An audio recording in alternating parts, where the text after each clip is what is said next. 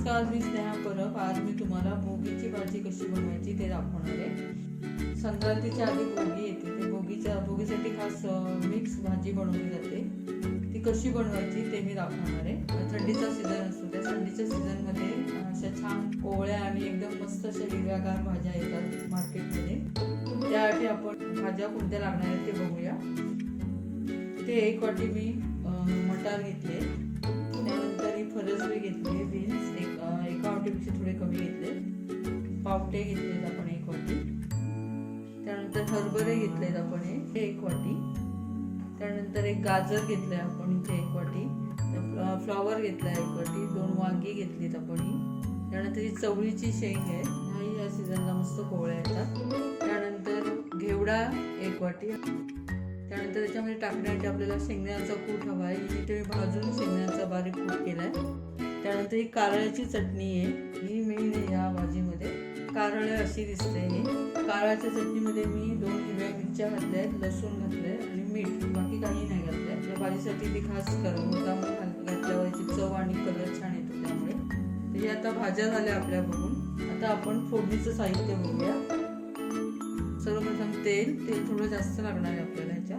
त्यानंतर राई, जिरं, हळद, लाल तिखट, आलं लसूण पेस्ट, तीळ, कढीपत्ताची 10-12 पानं, 1 मिडियम साईजचा कांदा, 2 छोटे टोमॅटो आणि कोथिंबीर आणि चवीपुरता मीठ. आता आपण कृतीकडे वळूया.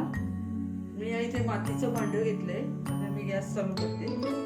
मातीच्या भांड्यामध्ये लगेच तेल ओतायचं असतं, नाही तर ते चढकतं.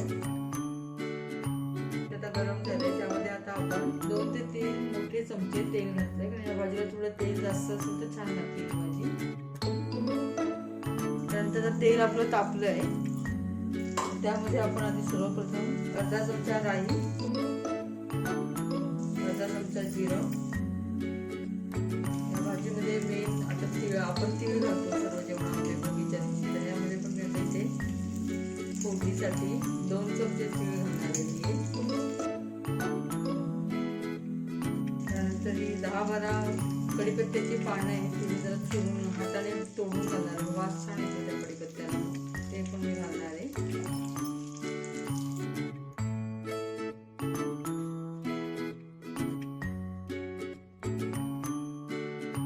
राई जिरे तडतडल्यानंतर आलं आणि लसणाची पेस्ट घालणार आहोत.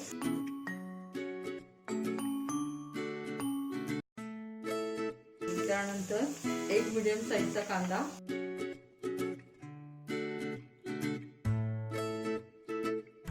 आता हा कांदा आपला भाजल्यानंतर त्यामध्ये 2 मिडियम साईजचे टोमॅटो आपण चिरून घेतले ते घालणार. टोमॅटो आणि कांदा चांगला मऊ व्हायला हवा यामध्ये. नाहीतर हातावर लगेच आपण हळद घालून घेऊ, आता यामध्ये हळद टाकली तर ती जळणार नाही. मग आता आपण ही हळद घालणार, 1/2 चमचा हळद घालतो.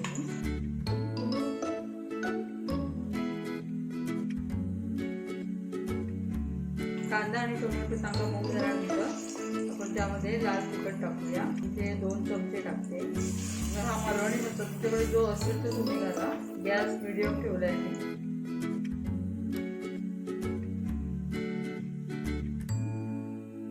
हे सगळं छान असं हे झाल्यानंतर आपण आता एक आपण आता ह्या भाज्या घालूया. आधी सर्वप्रथम मी हरभरे घालते, त्यानंतर गाजर,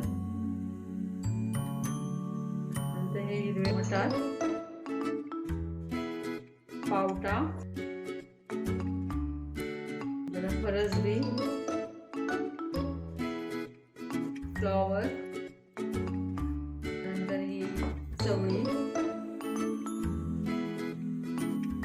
हे 2 आपण जे वांगी घेतली ती चिरून घेतली ती आपण यामध्ये घालणार. वांगी चिरून जर ठेवली तर ती मिठाच्या पाण्यात ठेवायची, म्हणजे काळी पडत नाही. अशी जर ठेवली तर ती काळी पडतात, म्हणून त्या आयत्या वेळेला चिरून टाकायची, ते बरं पडतं.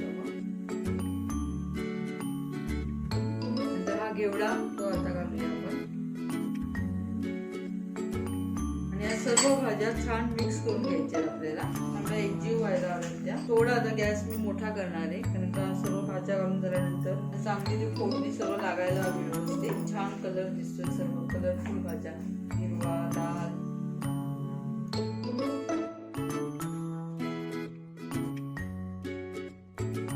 चांगली मिक्स करून झाल्यानंतर चवीप्रमाणे मीठ टाकते. मीठ टाकून चांगलं ढवळून घ्यायचं आपल्याला ते. त्यानंतर आपण त्यामध्ये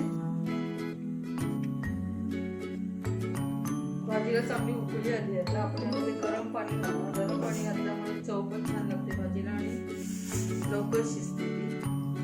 आपण यामध्ये आपल्या भाजीसाठी जेवढं शिजण्यासाठी लागणार ही आपल्याला सुकी भाजी बनवायची आहे. त्यामुळे जास्त पाणी नको. या भाजीला भाज्या शिजतील एवढंच पाणी घालायचं. अंदाजाने 1 ते 1.5 ग्लास पाणी घालायचं. भाज्या शिजल्या जास्त पण शिजवायच्या नाही. पाणी घालून झाल्यानंतर आपण गॅस मोठा करणार आहोत. चांगली उकळी येऊ दे. या भाज्या सगळ्या छान एका उभेवर शिजणार आहेत. सर्व कोवळ्या आहेत. याच्यावर आता आपण झाकण ठेवूया. झाकणावर थोडं पाणी टाकणार आहे आणि उभेवर भाज्या चांगल्या शिजतील त्या. आणि लागलंच तर आपण हेच पाणी आतमध्ये ओतू शकतो गरम. नंतर उकळी येऊ द्यायची आहे. तर 5 ते 6 मिनिटांनी आपण बघूया नंतर.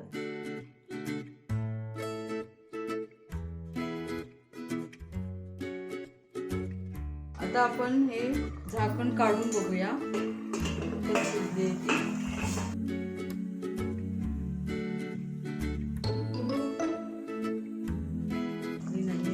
थोडी अजून व्हायला हवी आपली भाजी. 5 मिनिटं झाली आपली फक्त भाजी फोडणीला घालून. बाकीच्या भाज्या एका उभ्यावर शिजतात. वांगा आणि फ्लॉवर चांगलं शिजायला हवं ते. झाकण ठेवूया आपण परत त्याच्यावर. मी त्यात थोडीशी कोथिंबीर टाकणार आहे. शिजताना वास छान येतो त्या भाजीला. थोडी कोथिंबीर मी अशी टाकणार आहे. बाकी कोथिंबीर येते नंतर टाकूया. त्यामुळे भाजीला असा कोथिंबीरीचा मस्त वास येतो त्या. पुन्हा आपण झाकण ठेवूया त्याच्यावर. पाणी नसतं तरी चालेल. पाणी गरम केलेलं आहे आपल्याकडे. ते लागलं तर घालूया. गरज लागणार नाहीये. फक्त आपण गॅस मिडियमच ठेवलाय. 5 मिनिटं झाले. आता बघूया आपण भाजी शिजली का. वांग थोडं कच्चं आहे.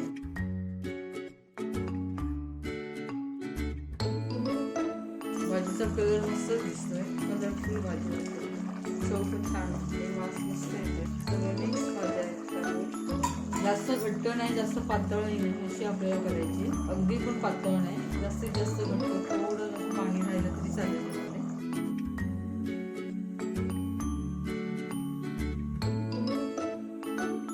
थोडा वेळ झाकण ठेवूया आपण. आता होत आली आपली भाजी ही. आता आपण झाकण काढून बघूया आपली भाजी किती झाली आहे. वास मस्त येतोय भाजीचा. थोडी होत आली आता भाजी. आपण यामध्ये आधी शेंगदाण्याचं कूट घालून घेऊया. आणि हे कारळ्याची चटणी ही मेन आहे. याच्यामुळे हा कलर छान येतो भाजीला आणि चव पण छान लागते.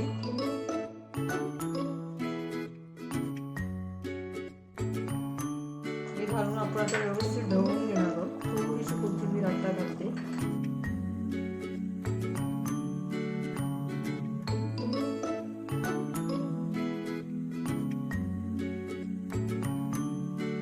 भाज्या चांगल्या शिजत आल्या. थोडीशी जरा शिजायला हवी 5 मिनिटांना. आता आपण ते कारळ आणि शेंगदाण्याचा कूट घातलाय. तो मिक्स व्हायला हवा चांगला भाज्यांमध्ये. म्हणून आपण आता अजून 5-1 मिनिटं झाकण ठेवणार आहोत त्याच्यावर.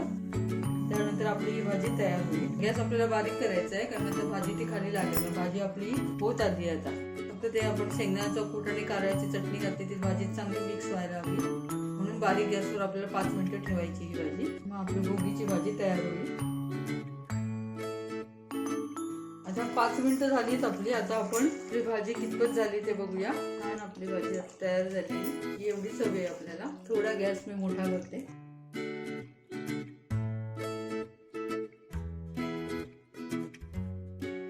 चांगली उकळी येऊ दे. मग आपण जर थोडा गॅस मी मोठा करते. छान उकळी आली. वरून मी आता ही कोथिंबीर टाकणार त्याच्यावर. भाजी आपली तयार झाली. मी गॅस आता बंद करते. आपली ही भाजी भोगीची भाजी तयार. तुम्ही नक्की करून बघा. चवीला खूपच छान लागते आणि पौष्टिक सुद्धा. सर्व भाज्या मिक्स आहेत त्यामुळे. आणि या थंडीच्या सीझन या सर्व भाज्या सहज उपलब्ध असतात. तुम्ही नक्की करून बघा. माझा हा व्हिडिओ जर तुम्हाला आवडला असेल तर माझ्या व्हिडिओला लाईक करा. माझे लेटेस्ट अपडेट हवे असतील तर माझ्या यूट्यूब चॅनलला सबस्क्राईब जरूर करा. आता आपण भेटू नेक्स्ट व्हिडिओमध्ये. तोपर्यंत नमस्कार.